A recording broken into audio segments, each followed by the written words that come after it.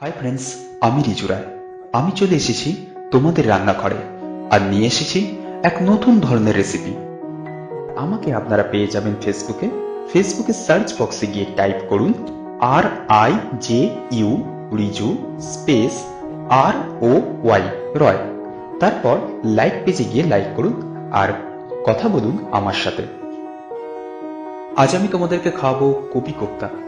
তো কপি কোপ্তা করতে গেলে যেটা লাগবে সেটা হলো ফুলকপি ভাপানো একটা, ভাপানো বাঁধাকপি 1 কাপ, বেসন 4 কাপ, আদা বাটা 1 চা চামচ, জোয়ান 4 ছোট চামচ, শুকনো লঙ্কা গুঁড়ো 8 ছোট চামচ, নুন স্বাদ মতো, মাঝারি পেঁয়াজ 2টি, কাঁচা লঙ্কা 3 থেকে 4টি, রসুন বাটা 8 ছোট চামচ, গরম মশলা গুঁড়ো 1 ছোট চামচ, শুকনো ধনে পাতা 2 ছোট চামচ, হলুদ গুঁড়ো 8 ছোট চামচ, আর লাগবে ভাজার জন্য তেল। এগুলো তো হয়ে গেল কি কি লাগবে, তাহলে এবার করবো কি করে? হ্যাঁ, আমি সেটাই বলছি, কি করে করবে। প্রথমে যেটা করতে হবে, 2 ধরনের কপি, অল্প আদা, বেসন, জোয়ান, নুন, লঙ্কা, অল্প একটু জল দিয়ে মেখে বলের আকার গড়ে নিন। বলগুলো গরম তেলে ভেজে নিন। এবার একটি কড়ায় পেঁয়াজ, কাঁচা লঙ্কা, আদা রসুন দিয়ে নাড়াচাড়া করুন। শুকনো মশলা একটি বাটিতে জল দিয়ে গুলে নিন। এটি পেঁয়াজের ওপর ঢেলে কষতে থাকুন। তারপর জল দিন। গ্রেভি গাঢ় হলে কোপ্তাগুলো দিন। তারপর রুটি বা পরোটার সঙ্গে পরিবেশন করুন।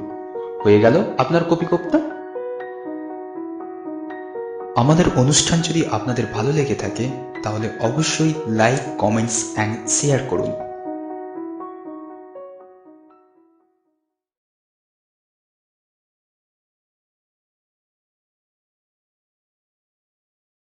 ফুলকপি ভাপানো একটা, ভাপানো বাঁধাকপি 1 কাপ, বেসন 4 কাপ, আদা বাটা 1 চা চামচ, জোয়ান 4 ছোট চামচ, শুকনো লঙ্কা গুঁড়ো 8 ছোট চামচ, নুন স্বাদ মতো, মাঝারি পেঁয়াজ 2টি, কাঁচা লঙ্কা 3 থেকে 4টি, রসুন বাটা 8 ছোট চামচ, গরম মশলা গুঁড়ো 1 ছোট চামচ, শুকনো ধনে পাতা 2 ছোট চামচ, হলুদ গুঁড়ো 8 ছোট চামচ, আর লাগবে ভাজার জন্য তেল। এগুলো তো হয়ে গেল।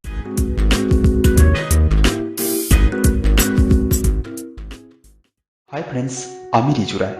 আমি চলে এসেছি তোমাদের রান্নাঘরে আর নিয়ে এসেছি এক নতুন ধরনের রেসিপি। আমাকে আপনারা পেয়ে যাবেন ফেসবুকে সার্চ বক্সে গিয়ে টাইপ করুন কি কি লাগবে, তাহলে এবার করবো কি করে।